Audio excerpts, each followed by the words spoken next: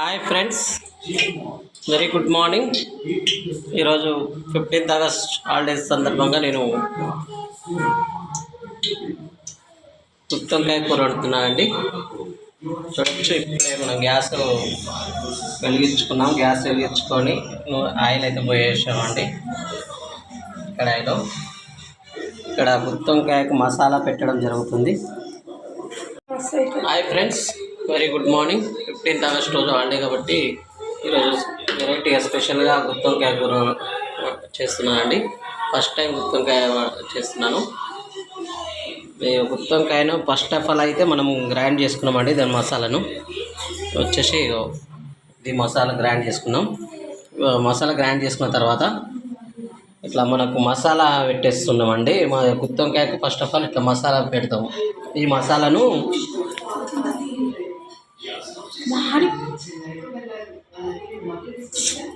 ఇప్పుడైతే గుత్తొంకాయ ఇట్లా మనము ఇట్లా మసాలా పెట్టిన తర్వాత ఇలా కడాయిలో వేసుకోవాలండి.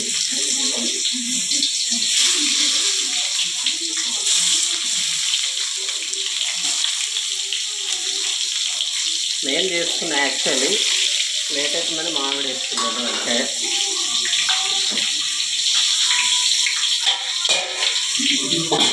తర్వాత ఇట్లా గుత్తొంకాయ ఇట్లా వేసుకున్న తర్వాత ఆయిల్ వేసుకోవాలి. కొద్దిసేపు వేడి కావాలి. మంచి గ్రే కలర్ వచ్చాక దాన్ని అప్పుడా కలపదండి, అదే ఉడికేస్తుంది. ఆఫ్టర్ కంప్లీట్ అయిన తర్వాత మళ్ళీ చేస్తుందండి. Bye friends. మసాలా మన గుత్తొంకాయ ఇట్లా వేగుతుందండి. వేగాక ఇట్లా మసాలాను ఉన్న మసాలా మొత్తం మళ్ళీ ఇలా పోయాలి. యాక్చువల్లీ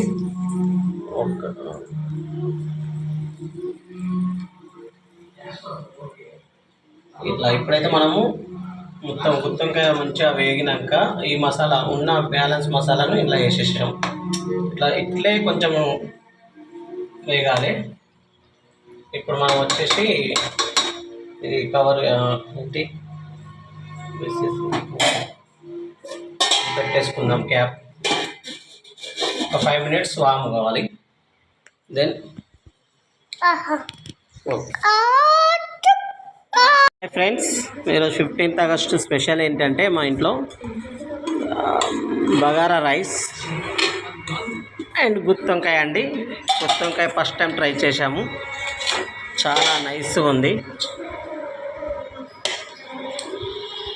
దిస్ ఇస్ గుత్తొంకాయ అండ్ పక్కన వచ్చేసి పెరుగు. బగారా రైస్, గుత్తొంకాయ, పెరుగు. Thank you.